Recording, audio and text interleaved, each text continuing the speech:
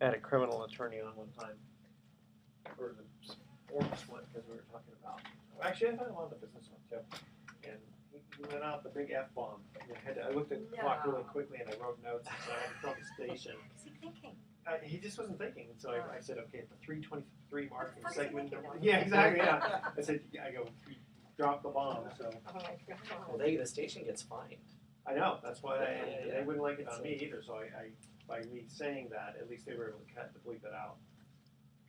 It wasn't like a constant bleep bleep bleep bleep bleep bleep bleep. So he's telling Barrett about how to speak into the mic. And, Good. so if you put your headphones on, you'll know exactly what I'm talking about. Yep. Okay. And one of them kind of. Hopefully, you won't get too much buzzing on that. Okay. So you can hear me like this, right? Yeah, it's good. I got it. Okay. But look what happens when I do this. You can't hear me. Right. Now, that's the only reason why we have the headphones, is so that you know. Oh yeah, I gotta make sure I'm right here. All right. So what I'll do is I will get right into introducing Barrett. And Patti, your email question is when we list our home, we want to limit the showings. Yes, Right? and yeah, okay. Okay. Then Mark's not here, so I've got the deal of the week. And if we need more time, I got some other stuff. Okay. All right. And then Barrett had given us a list of questions. Yeah, I saw that. Okay. So do you want to, let's see here. Do you want to look over these and choose? Sure. a My couple? glasses are in the car.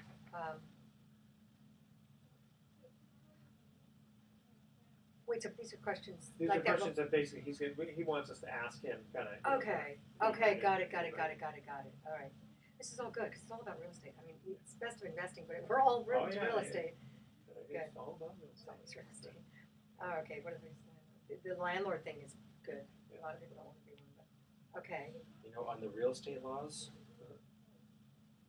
I would have to focus on the HOA stuff. That's the stuff I've brushed up the most on. Yeah, let's do it. Okay. All right. I'm sure we a lot of don't- yeah, people we who don't have HOAs. Yeah. So what kind of questions would we be asking on HOA? I can't even say. But for example, because most of the people are not going to be decision makers. I'm not. I would say, I'm not going to focus on the HOA stuff. Yeah, no, I don't No. either. No. But it's pretty relaxed. Like no one's going to hold you to anything out there. Again, Yeah. difficult, yeah. Yeah. Okay. Okay. All comfortable? Yeah. All set? Yeah, sure. Okay. If you're ready, I'll do my little intro here, and we'll get right into it. Okay. We have our cell phones on silence, right? Yeah. All right. Here we go. Welcome. You're listening to The Best of Investing. I'm your host, Edward Brown. Now, Mark Hanf is off today. He is the president of Pacific Private Money, one of California's fastest-growing mortgage investment firms. But, of course, we're having Patti Cohen of Pacific Union International joining us. Our phone number is 888-912-1190. Now, you're going to use that number to answer the trivia questions for 3 tanning certificates given away during this show. Those certificates are not sponsored by the radio station, but by Tan Bella Tanning Salon with 2 locations in San Francisco and 1 in Marin. Got to check them out. They do a very, very good job. Nice. All right. Where's the one in Marin? Right down the street here on 4th between Lincoln and A. Wow. Yeah, very nice location. Today's trivia theme is random trivia. Check out our website, bestofinvesting.com. Now, today we do have a special guest, Barrett Schaefer, who is a real estate attorney. I'm going to give a little intro here. He works with property owners who need help, especially when they have problems with co-owners, disputes with neighbors. We were talking a little bit off air about off-market sales. He has degrees from UCLA and Santa Clara University and has an MBA. He also does specialize with homeowners association. But Barrett, welcome to The Best of Investing.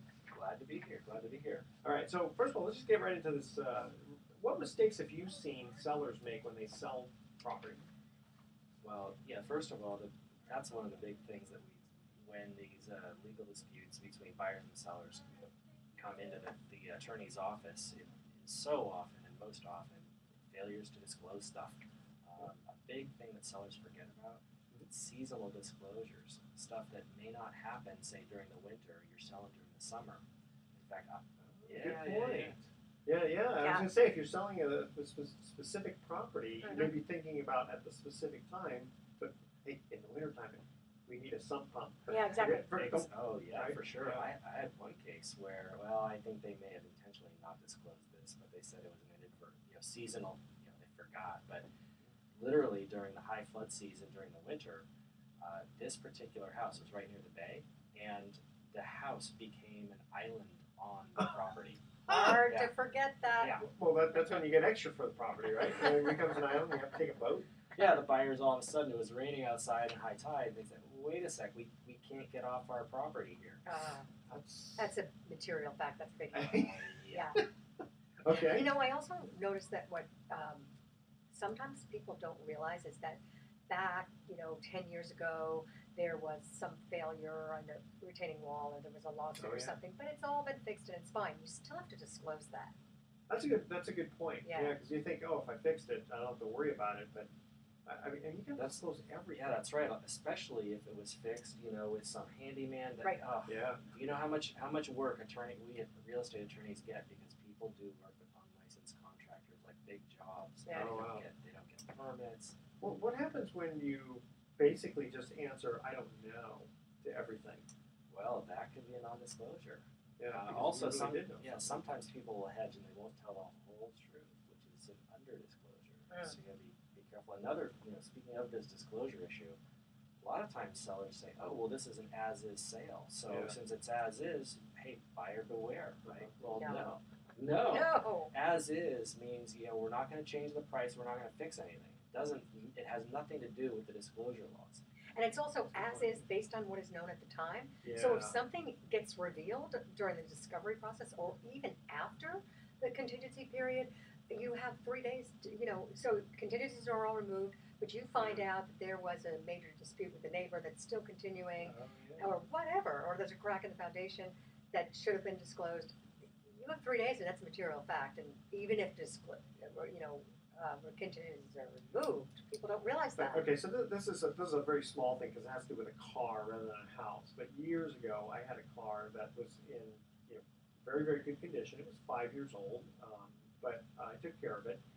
Literally within a week after I sold it, and I sold it to an office roommate, the water pump went out, and it was like a $300 issue. And this was 30 years ago or something, so it was a fair amount of money back 30 years ago, right? And he just looked at me, and I said, there was no indication at all that the water pump was going to go out. But I felt bad for him, so we split it. Which was kind of, I guess, a nice thing. But I was going to say, good timing. Yeah, I know. Yeah. But right, Barrett, that would have been on him. No indication. How could he have known? Yeah. Okay, so here, but what mistakes have you seen buyers make when they buy a property? Well, first of all, just not investigating the property. You should really go in and get a contractor to walk through. If you have a home inspector, absolutely. Oh, the sellers seem nice. Yeah. They said that there was nothing wrong with the house. I know it's 100 years old and the roof's never been replaced, but Exactly. It's not raining at the time, so it wasn't leaking. I forgot. I've had cases where I've got an owner who's buying a bank-owned property, or a buyer who's buying a bank-owned property, and they're kind of afraid to go inside because the foreclosed upon owners are living in there, and it's awkward. Well, you don't know what is going on in there, and I have one just horrendous example where it turned out that the lady inside, she was a hoarder. She had 20 dogs. Yeah. It was worst case scenario, and that client ended up having to literally just tear everything down to the studs, and they were not expecting to do that. It was a very expensive mistake. Wow, that's not very fun. Well, and the other thing that's happening now is there are multiple offers, and buyers, and there's a new form for it, buyers are removing all contingencies before making the offer. And, it's the game. And at first, and it took many years to finally get to the point where that's happening. Used to be, well, just put it in like 3 or 4 days so it, you have something in there. Yeah. Or as a listing agent, I'd even advise to counter it so they have we gave you a little bit of time. But right now, all contingencies are removed. Now, granted, the disclosure package had full seller disclosure, it had all the reports, but still, that's what's going on. And they may or may not get a loan, but even if they're getting a loan, sometimes they won't have that as a contingency. They're that confident. But it's scary stuff. But still, okay, so even if they remove all the contingencies, you still have to be concerned about the disclosure report because it still has to be in there. You still have to disclose. Well, they've seen everything. The seller already disclosed. And they remove contingencies going That's in. right. You're not completely flying blind when you do that. Yeah. The seller will, has filled out by the time you've made the offer. The seller's filled out a bunch of stuff that you've seen. Yeah. Okay. So. All right, guys, we're going to, guys and gals, we're going to cut to a commercial break. Before we do want to make a mention here. What do you do if your child cannot hear or speak? Where do you go? The Weingarten Children's Center provides innovative and effective therapy and education services to children with hearing and communication challenges. And they're having a benefit golf tournament on Monday, April 17th, with which I'm going to be going. Peninsula Golf and Country Club. Check them out at listenspeaklearn.org. All right, here's our first trivia question. Again, just random trivia. What is the European Union's equivalent to North American's 911 emergency number? All right, that's our question. When we come back, we'll see if you guys know the answer to that. 888-912-1190. Don't touch that dial. The best of investing. I'll be right back. All right. Henry always talks like he's starting out a joke, and I'm listening to that, and he goes, "What do you do if your child can't hear or speak?" I'm like, "What?" I'm like, "Is he serious about this joke?" I was like, I don't know. I don't know. Here's the punchline. That's not funny. Yeah, that's right. So I forgot to kind of mention, and you sort of do this at the, well, definitely if you're going to look at Patti, remember you really have to kind of tilt like that, or just do the eyes. Try to do some inflection in your voice, Patti, because again, remember, we got listeners who, we don't want them to channel surf, and the stuff you have is very interesting. We just have to kind of make it really And so today only we've got blah, blah, blah. The difference between an attorney and a salesperson. Sorry. This is good. It goes so fast. I mean, I didn't even know. How far are we? Well, we have 4 quarters. That's we're 25% done. That's it? Yeah, well, there's actually 5. Oh, there's 5. Yeah, this was the 8. This was the 5 8. quarters. Yeah. Wow. We call them those 40s or what. So this show will air this Saturday at noon on KDOW 1220. Live. Yeah, live. Yeah. So if you want to blast it out on social media or whatever, that would be great. But isn't it good not? We don't do that before it airs, right? Oh, just let people know that. I mean, not the actual show. Not the actual. Yeah, not the show. But I mean, just kind of let people know. Hey, if you want to listen to what I have to say. Yeah. It's like Santa Claus. Okay. You have some good questions here.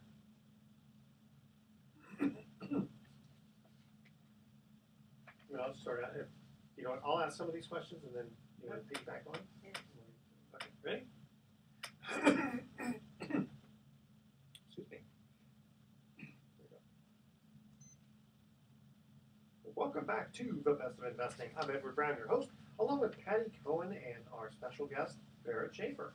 Here was our first trivia question. What is the European Union's equivalent to North American's 911 emergency number? I don't remember. I have no idea. 112. Wow. Interesting, a little food for thought. So if you're in Europe, you have an emergency, don't dial 911. Right, exactly. Dial 112.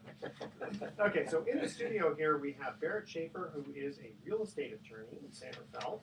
We're asking him all kinds of legal advice, but of course, always talk to your attorney. We always have those disclaimers. So here's a question about from a landlord standpoint. What should landlords know about disability discrimination claims? I've heard there have been an increase in those lately in the Bay Area. That is true, especially here in the North Bay, where housing is really, really tight, and people are going to legal aid. They're going to their tenant attorney to find out what can I do, and they're getting this advice. Very often, it absolutely makes sense. Sometimes I'm a little more skeptical, but yeah, no, landlords absolutely have to pay attention to these disability discrimination laws. I mean, is there a list of specifically what the the terms of disability? Well, what the tenant does, or someone who knows the tenant, that this disabled person, they ask and they say, hey, we need this accommodation. We need X or Y or Z because we have this problem that substantially interferes with the way we live, the way we conduct our life, the way we think. And Can you think of an example? So, an easy one would be pets. You know what? You can have in your lease a no pets policy, and you know what? Tough luck. If this person is disabled and they need a pet, or a companion pet, and they get, a medical provider saying it's necessary, you have to abide by that, or else you're breaking the law. So I used to belong to this gym, and for whatever reason, people just started bringing their quote companion dogs in while they're working out. And every once in a while there'd be nice little droppings because the dog decided to do what dogs do. It's very common right now. Yeah. But you know what? I think a few people actually complained enough to where they basically said, you know what? Either leave your dog in the car or go visit the dog every so often if you need to go visit your dog. A little different than living. I mean, if you're living in a place, I can see where they can say, hey. But would that be discrimination? No, I guess it wouldn't. I don't know. Would it be? In a gym, in a restaurant? No, well, we're talking about residential, which I think is what most of the people listening apply to. You can't also, very often landlords will say, oh, well, if you've got a pet, I need more security deposit. No, you can't increase the security deposit on that account. Really? Yeah, you can't do it. Wow. You can with normal pets. Normal pets. Oh, right, okay. Right. So you can't say, oh, well, be over and above the deposit I already have if you're already maxed out. There's a max security deposit you can have. Oh, okay. But if you're under the max, you can ask for a pet security deposit, can't you? Well, I think you want to talk to your attorney about that. Make sure it's all right. Okay. Yeah, because listen, no one's trying to. In this case, I'm not looking at trying to be a mean landlord, but cats, especially, and I love cats, but cats do things to rugs that really can mess up your rug. Right. That is true. That's not fair to. Stories. Oh my gosh! If we moved into our condo years ago, right. And it's like we couldn't figure out what the smell was. And finally, when we changed the carpet, they said, "Yeah, you got to replace the pad, you got to replace everything." Yeah. And people are using these service dog. You can get it through the mail. A service dog through the mail? You don't get a service dog. You can get the certificate. I hope there's enough holes to breathe. They flat them out. Yeah. But anyway, no, you can get the certificate through the mail, just as like you can get a weed certificate through the mail. But a client of mine, I just sold her house in January, and she's not retiring until June, so she got a short-term rental, and their dogs are not allowed. But she got a certificate for a service dog for anxiety or night blindness or something. How do I get one of those disabled access, with the little blue placard? Those are harder to get. Yeah. So, but if you're a landlord, you really have to beware because they're at the local legal aid office. They know all the laws. The tenants attorneys know all the laws, and the stakes are super high. So just be careful. One argument that I do know is a losing argument that I heard once. Believe it or not, this one tenant, they were claiming that their companion dog needed a companion dog. Oh, I love it. That's great. Well, in fact, it's like one time I was doing my tax return, and I decided I claimed 500 dependents because my goldfish. No, I'm just kidding. The IRS.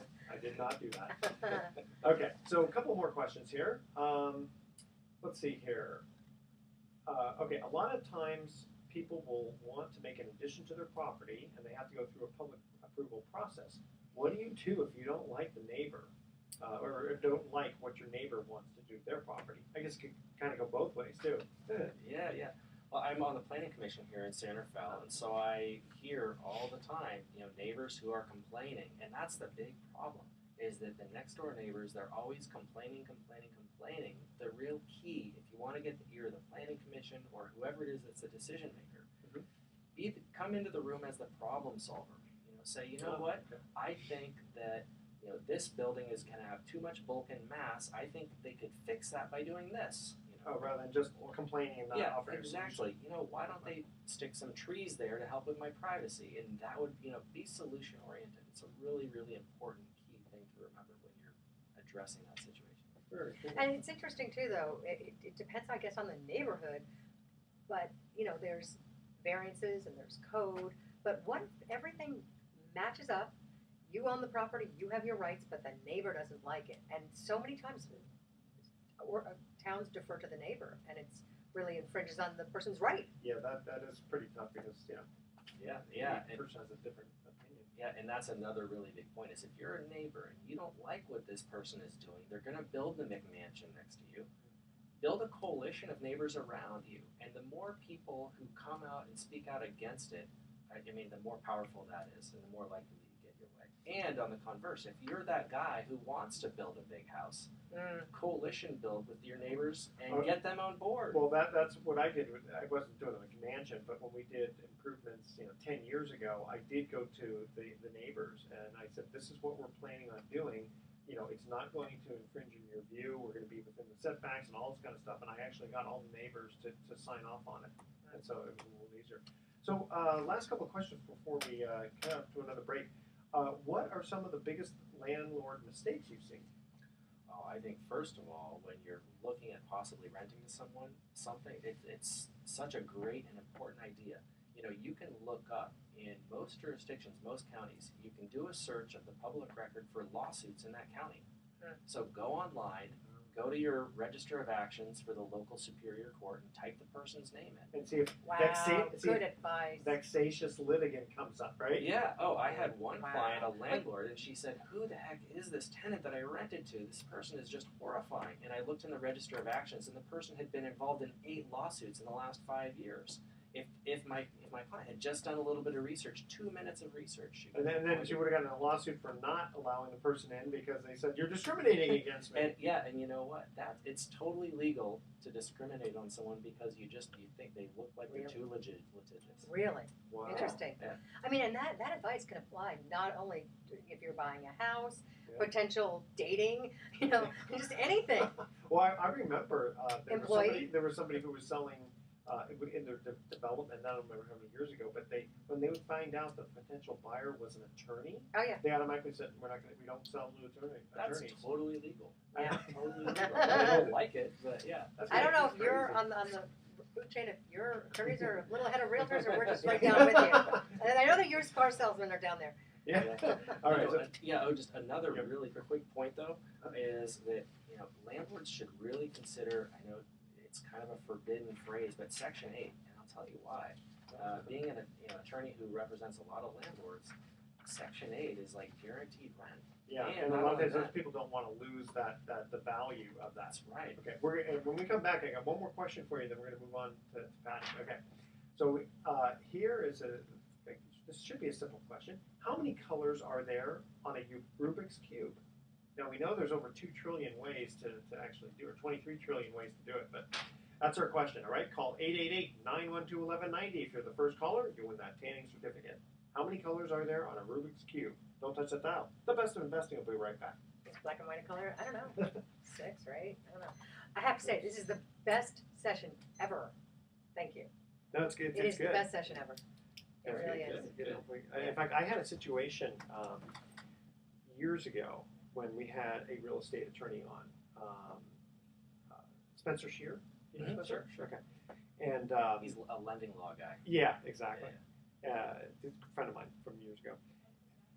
So he was on, did a fine job, and 6 months later, I get an email from someone saying, 6 months ago, you had some real estate attorney, and I lost the information. Wow. Who was it? 6 months later. Amazing. By the way, I forgot to mention last time you said, you get some business from this. So far, I've gotten a stalker. This black guy that's a stalker. I wanted to, yeah. Oh my God. Yeah, and he got so mad when I was just like, I'm not going to talk to you anymore. Because I'm thinking it's business, but he was trying to have like this, whatever he was doing, like not even second units, but like in every town, be able to have like a shack in the back with a Unibomber. But I mean, did he? Oh yeah, he was really. No, but I mean, did he like look on the website and go, "Oh, this pretty lady" or something? Yeah, I guess. Okay. I mean, you can Google me in a minute. You can see how beautiful I am. There you go. I'm only teasing about that, but you can see faces. But then another time was like this hoarder from San Jose, and then another time was a woman that was just like so delusional. Really? So 3 so far, but. I mean, I've had people. I had this one lady actually. She called. I thought she was calling for the trivia kind of question, right? She said, "I don't know anything about trivia, but I just want to tell you, I really like your voice. I love your Yeah, exactly. Well, that's why Where are you? that's why I tell people that I said, even if you don't get a single phone call or anything, it's how you use this to be able to say, because we are a popular radio show. You know, just a lot of people don't call because it's just not their thing to call radio shows. I totally get the value. I'm still sitting here. I totally get it. Yeah. I don't expect any business. I just know the credibility of it. Exactly. You know. Yeah, that's how you use it. Yeah, social media, check it out. Yeah. Yeah. Okay. So, one last question I want to ask is just: are there any real estate laws people should know about?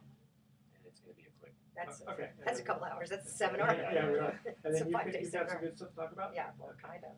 Yeah. All right. Then I've got a couple of things too. It goes fast. Here we go. Welcome back to the Best of Investing. Edward Brown here, along with Patti Cohen and our special guest Barrett Schaefer. Here is our second trivia question: how many colors are there in a Rubik's cube?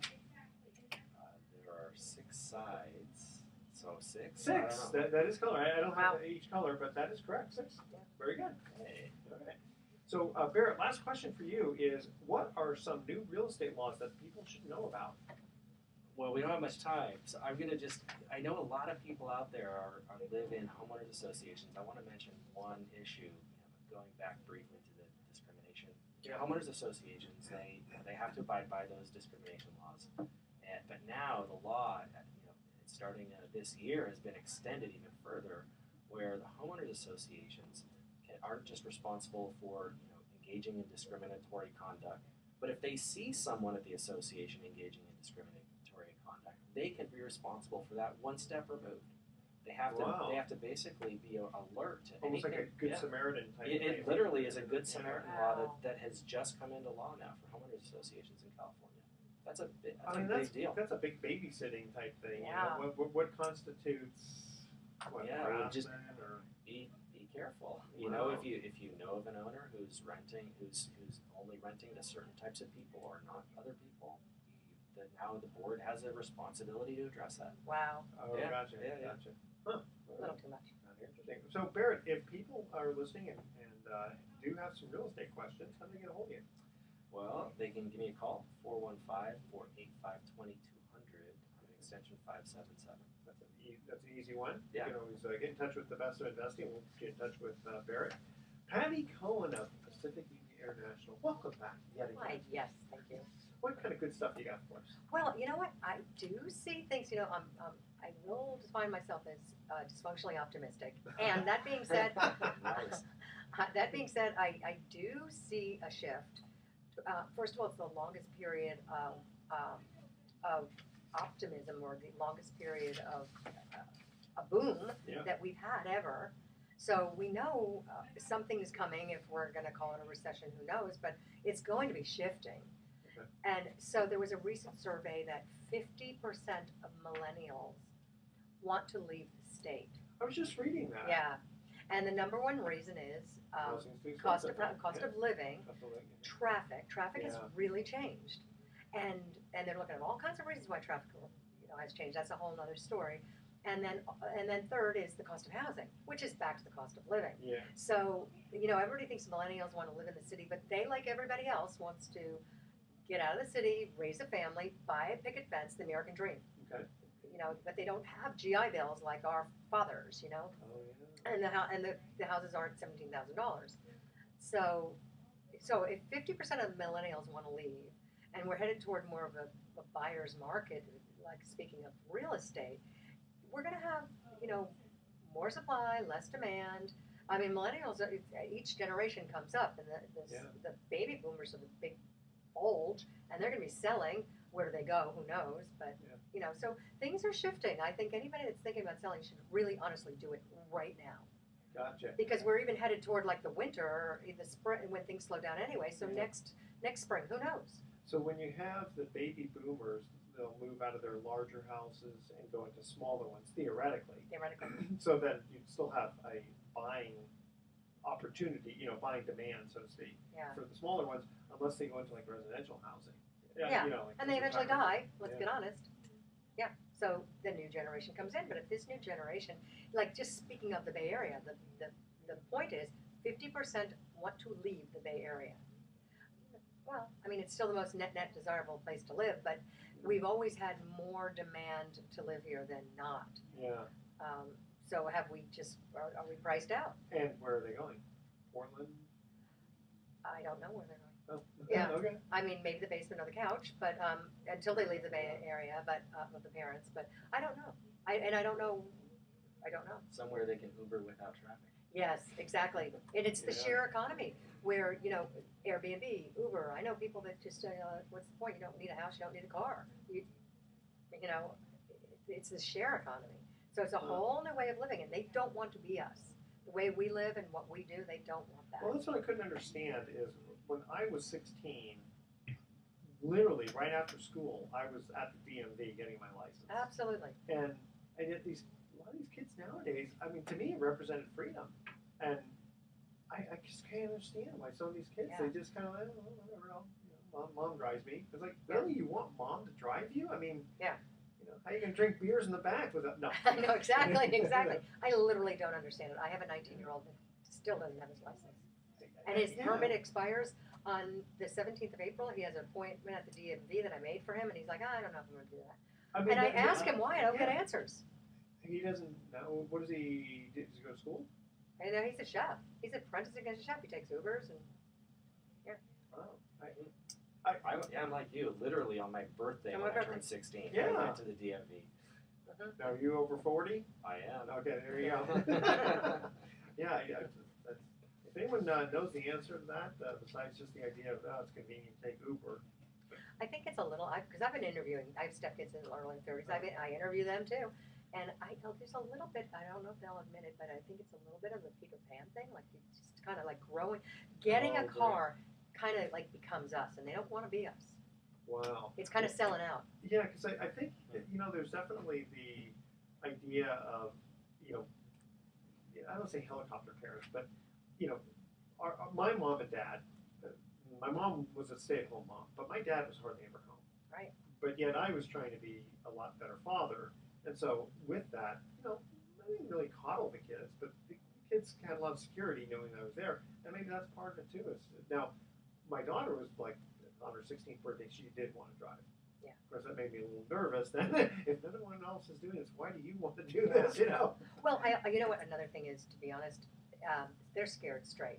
Back in the day, if you were caught drunk driving, sometimes the cop would say, just pull over the side, sleep it off. True. You're talking jail. You're talking lose your license for 3 years.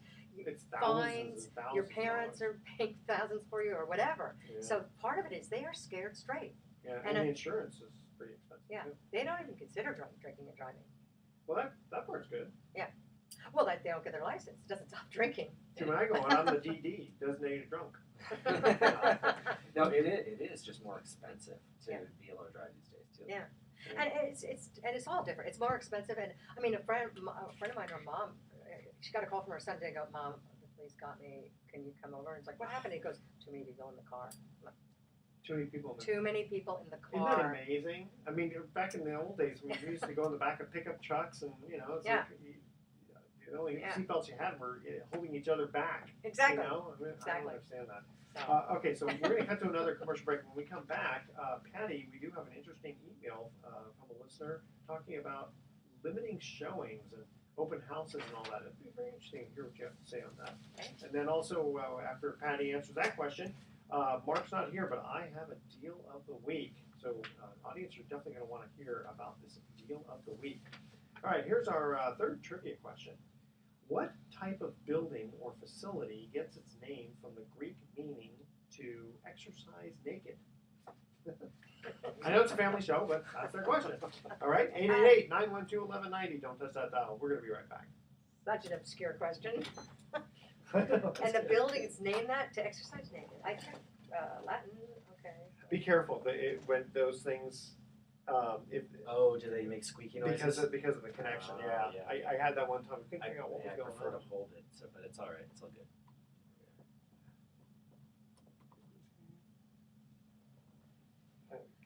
Oh my God.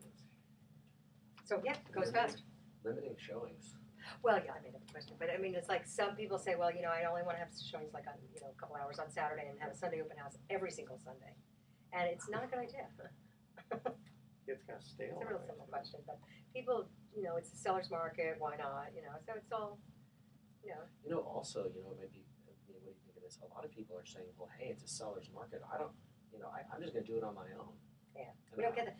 do we have any stats on the, I bet people take a real hit. Yeah, the National Association of Realtors do, and I can talk a little bit about Yeah, I that think too. that'd be. Yeah, because you can ask that question. Yeah. Ready? Yeah. Let's do it.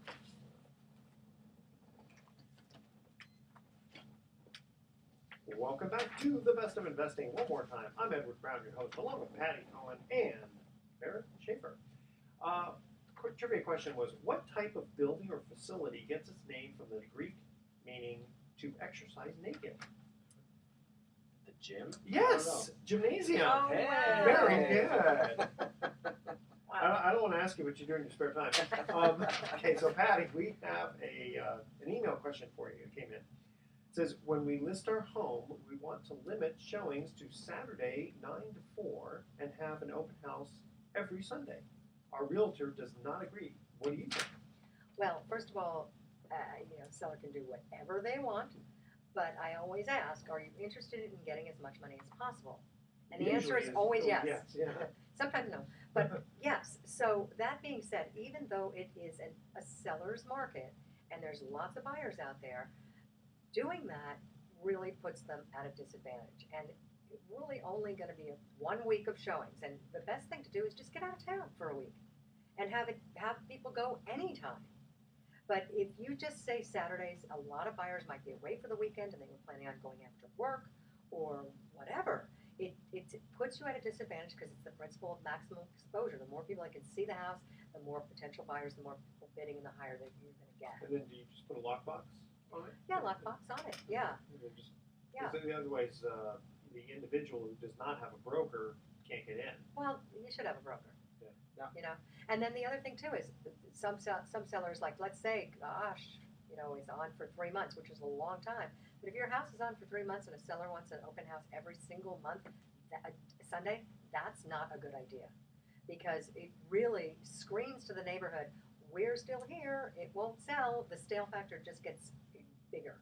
Do you find in this strong seller's market that your clients, the sellers, they get really bold and they think that they know, they say, it's a strong market, it doesn't matter so much. What doesn't matter, like the showings or the price? Yeah, in terms of showings, and it's going to sell. It's going to, people are going to bid it up. It's probably really important to set these expectations for these sellers. Yeah. Well, good question. I mean, it is going to sell, but what a really strong agent can bring to the party is for how much. Yeah, exactly. Like that's when you bring in, the strategy and the pricing, the strategy and the showings, the strategy and the marketing, because it will sell, and you can pretty much have anybody could do it. But getting that extra 50,000 or however much is where I bring value to the table. Yeah, and we've talked about this on the show before, that a lot of times, especially in the Bay Area, we have fairly sophisticated buyers. If I'm a potential buyer and I know that you are selling your house FSBO, for sale by owner, and I go, hey, well, you're not paying a commission, guess what? I'm just going to lower the price by what that commission was going to be anyway. Yes, So, that's exactly what happens. Yeah, so you're not really getting the benefit of selling it yourself. And a lot of times you're getting unqualified buyers, hoping that, because what's the problem working with a buyer's agent? You don't have to pay the buyer's agent, but buyer's agent is not going to work with an unqualified buyer. So often, and it's often Good people point. trying to beat the system, and or someone that is just a shark that wants to kind of like get you down as much. So if the seller has an agent and the buyer doesn't, you're training, or if the buyer has an agent and the seller doesn't, and therefore sell by owner, you are paying a trained negotiator to negotiate against you. Yeah, that's a very good point. Yeah. Patti, how do people get a hold of you? Oh, I am Patti Cohn, COHN, 415-722-4842. Very good. Now, Mark's not here, but I actually have a deal of the week that was sent to me by Mark. And he said, Edward, would you mind discussing this on the air? I said, absolutely, I'd be delighted to. Okay, so they're currently working on a reverse 1031 exchange where the borrower has already purchased the exchange, quote, target property, but hasn't sold their primary property yet. And title on the target property is held with the exchange company. Now the borrowers have an 800 FICO score. All right. The combined loan to value is 66%. Excuse me. And Mark's company, Pacific Private Money, is going to make a loan on the purchase at 103% of the value of the purchase, which is approximately $1.5 million, but it's only 66% of the combined. The reason is because he's taking collateral on both properties. I thought about doing that myself. Really? Yeah. Okay. So banks won't touch this. I mean, there's no bank in the world that's going to lend 100%, right? But in this case, there's enough equity in the property that they are selling that Mark's company is saying, sure, we'll lend you $1.5 million so that you can buy your $1,450,000 price house that you want, and we'll take both properties as collateral. And then eventually, when you sell the house that you're selling, you can just pay us down for that. Yeah. You know what? And That's the reason why I had literally a long conversation with a woman yesterday about doing a reverse exchange, and they're more common than ever. But of course, you have to have the funds to be able to do it. Exactly. But the reason why is it's easy to sell your house, but it's not easy to find something. So this way, reverse exchange, you can find the house that you want and then sell. Yep. It's beautiful. It's brilliant. It wasn't always around either. Yeah. I mean, usually, the reverse ones weren't as common. First you sell yours, and then you go find a target within 180 days, whatever the period is. Yeah. Exactly.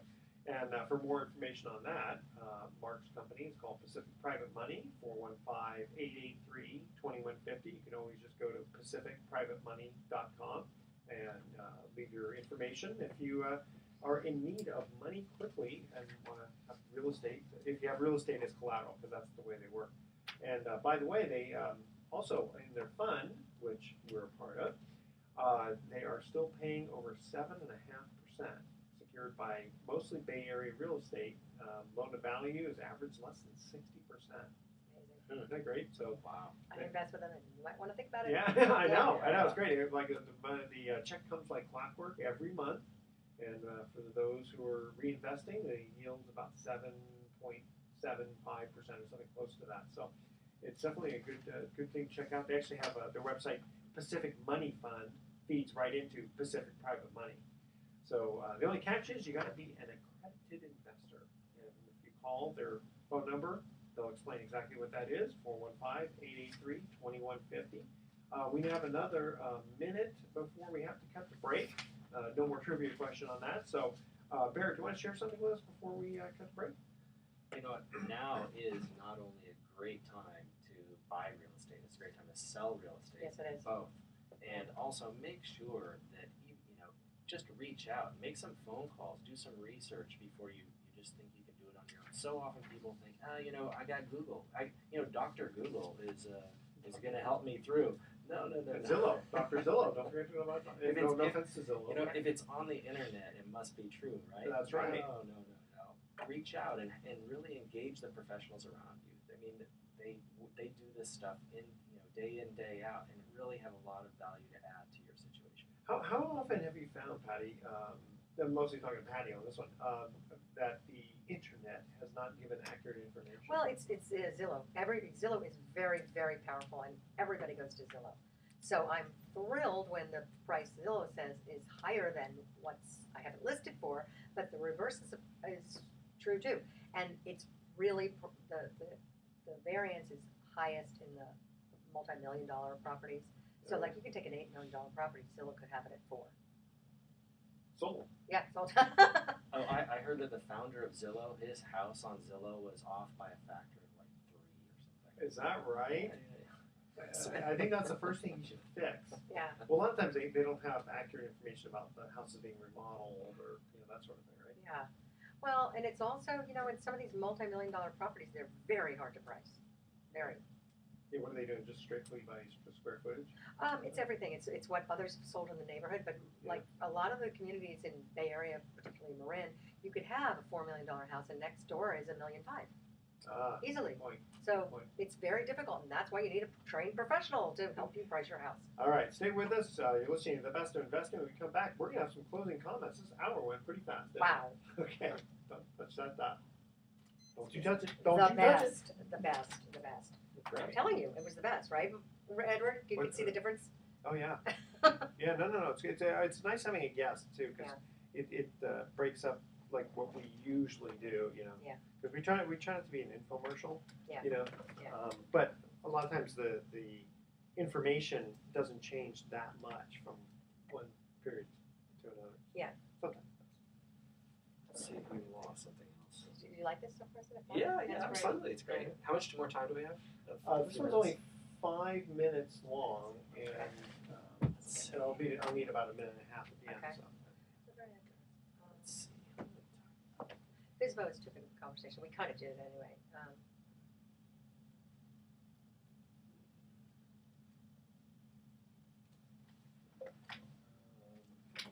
Let's see.